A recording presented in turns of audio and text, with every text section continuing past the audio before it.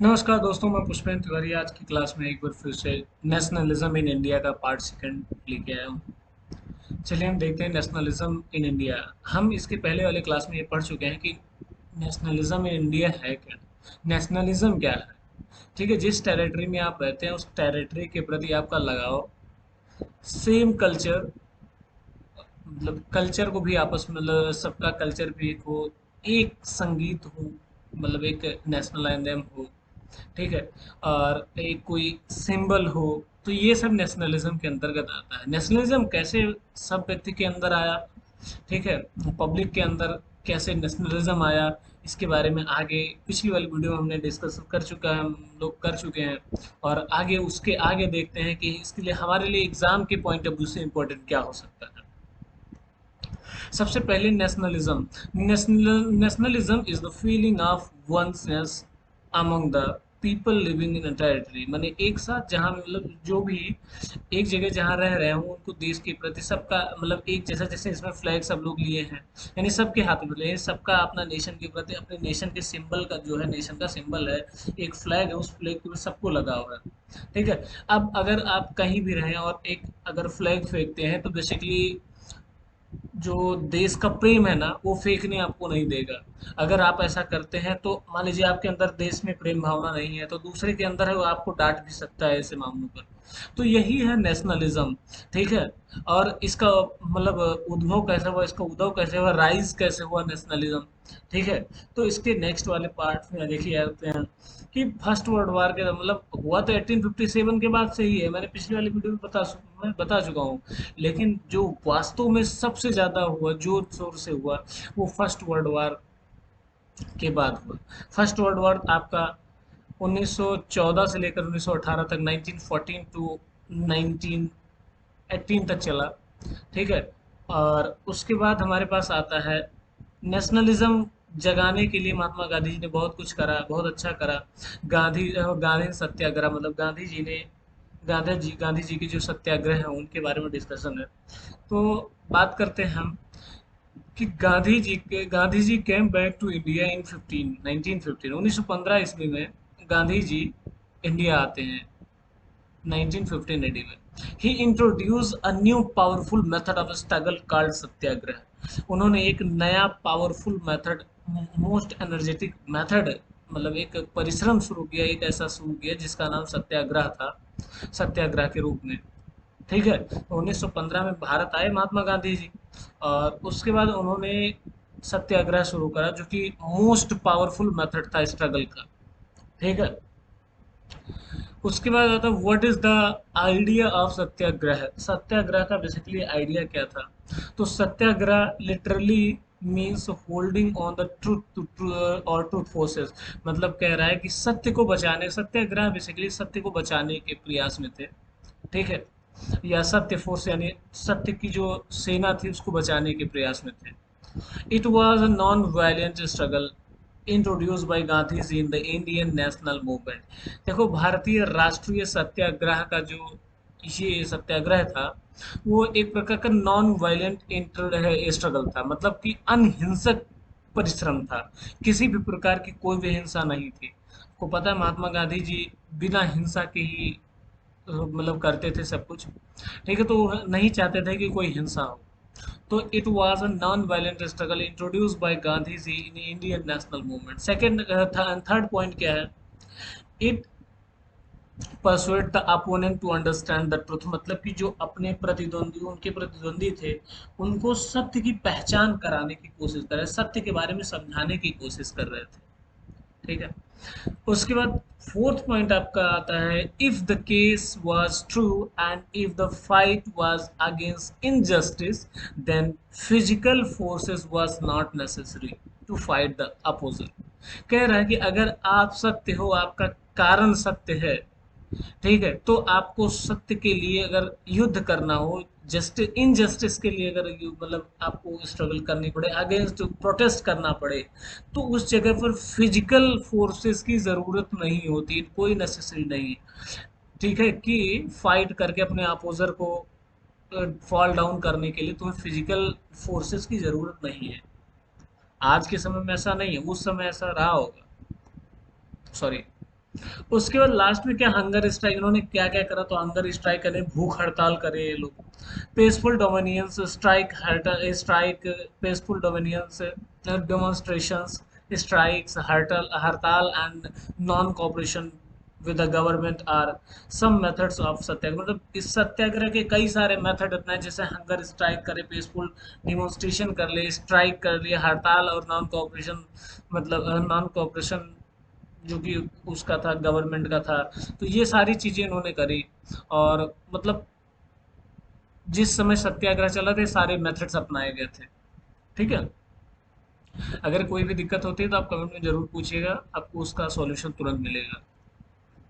उसके बाद आता है फर्स्ट थ्री सत्याग्रह, यानी पहला तीन सत्याग्रह, यानी पहला तीन सत्याग्रह मूवमेंट्स जो ऑर्गेनाइज्ड बाय महात्मा गांधी द्वारा द्वारा ऑर्गेनाइज करा गया था।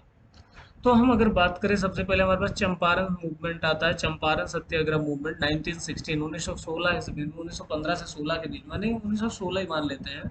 चंपारण सत्याग्रह शुरू होता है कहाँ से, चंपारण डिस्ट्रिक्ट एक है बिहार में, वहां से।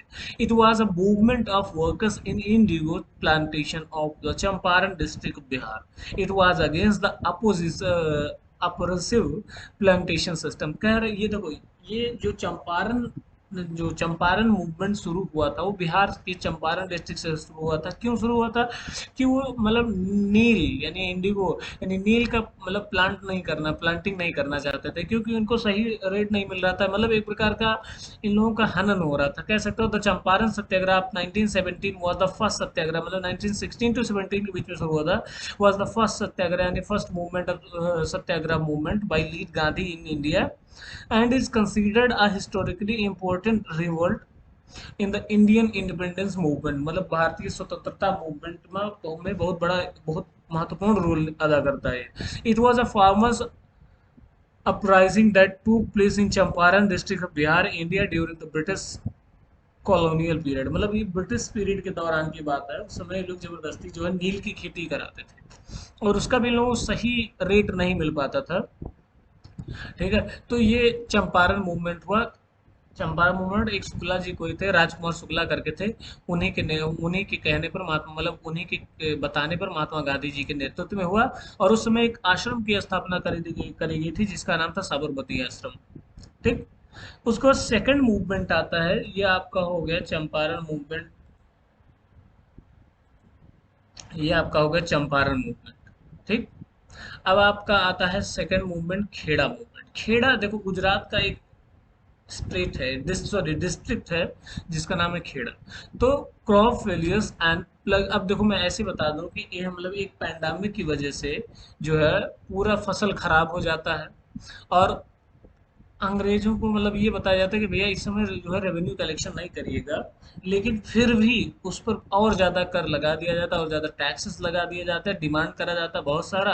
मतलब ये लोग रिडक्शन रेवेन्यू के डिमांड, मतलब डिमांड करते हैं, मतलब थोड़ा सा मतलब टैक्स कम करने का, या फिर ना लेने की बात होती है। लेकिन ये जो ब्रिटिशर्स होते हैं वो कुछ नहीं मानते, वो कहते हैं बस आपको लाना है, चाहे जैसे लेके आओ, उससे मतलब नहीं इसको। तो crop failure and plug epidemic made the life of the farmers miserable in Kheda district of Gujarat. So they started a movement under Gandhi's leadership with the demand for a reduction in land revenue. मतलब कि crop failure की वजह से सारे farmers की जो स्थिति थी बड़ी दयनीय हो गई थी, बहुत बेकार स्थिति हो गई थी, कुछ भी नहीं था। और इसलिए महात्मा गांधी की लीडरशिप में डिमांड क्या किया गया था, कि रिडक्शन इन लैंड रेवेन्यू, यानी जो जमीन का कर दिया जाता था, टैक्स दिया जाता था, उसको रिडक्शन करने की बात थी, कि थोड़ा कम कर लीजिएगा। ठीक है, मतलब खत्म कर दीजिए, अगली बार से ले लीजिएगा। तो इस पर भी, तो ये खेड़ा मूवमेंट किस पर चला, कि demand for reduction in land revenue. और गुजरात का चंपारण मूवमेंट कैसे चला, तो वो इंडिगो प्लांटेशन के ऊपर चला, चंपारण डिस्ट्रिक्ट में।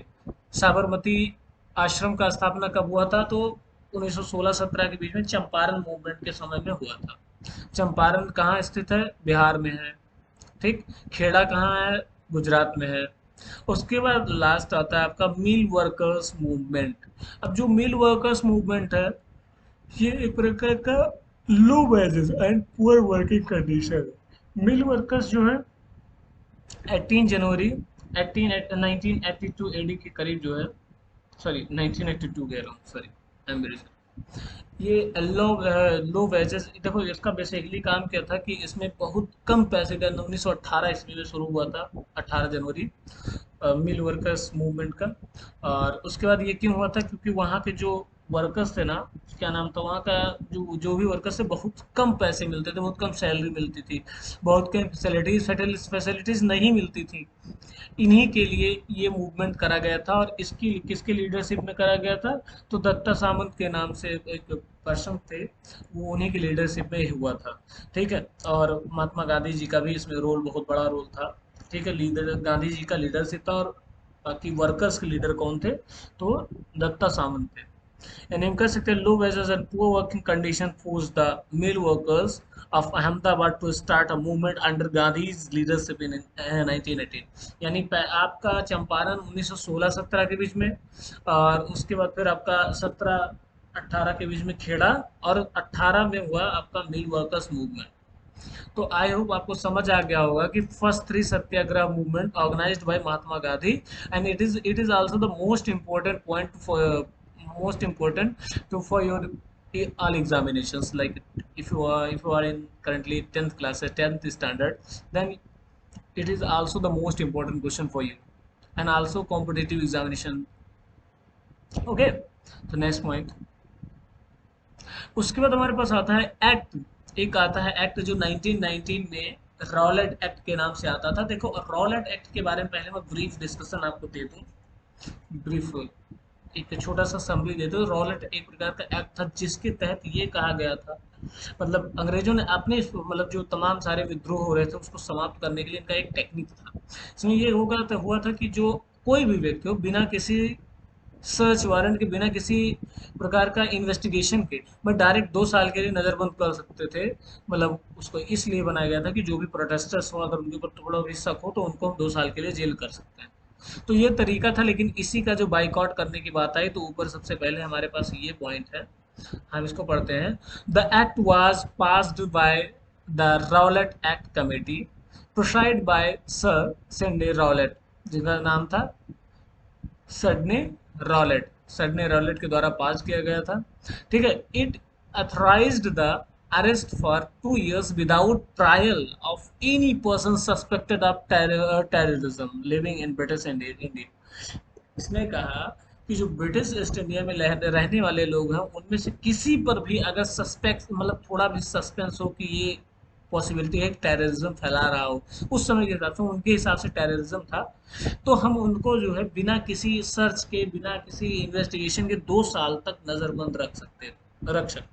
और इसी का बाइकआउट करने के लिए, रॉलेट एक्ट का बाइकआउट करने के लिए तमाम सारे मतलब प्रोटेस्ट होने लगे। और आपको पता है 13 अप्रैल 1919 को जलियांवाला बाग हत्याकांड हुआ था। ठीक है। तो इसी के कारण हुआ था, इसी का बाइकआउट करते समय जनरल डायर के आदेश पर। तो हम अपना इस पर क्वेश्चन पर ध्यान देते हैं, आपके लिए वो भी इम्पोर्टेंट है। हम देखते हैं Rowlatt Act 1919। This act gave the government the power to imprison any persons without any trial for a period of 2 years। मतलब वही चीज कह रहा है जो मैंने ऊपर बताया, कि जब किसी के ऊपर थोड़ा भी शक हो तो गवर्नमेंट के अकॉर्डिंग गवर्नमेंट इतनी पावर दे दे, ठीक है, कि हम किसी भी पर्सन को बिना किसी इन्वेस्टिगेशन के 2 साल तक जेल में रख सकते हैं।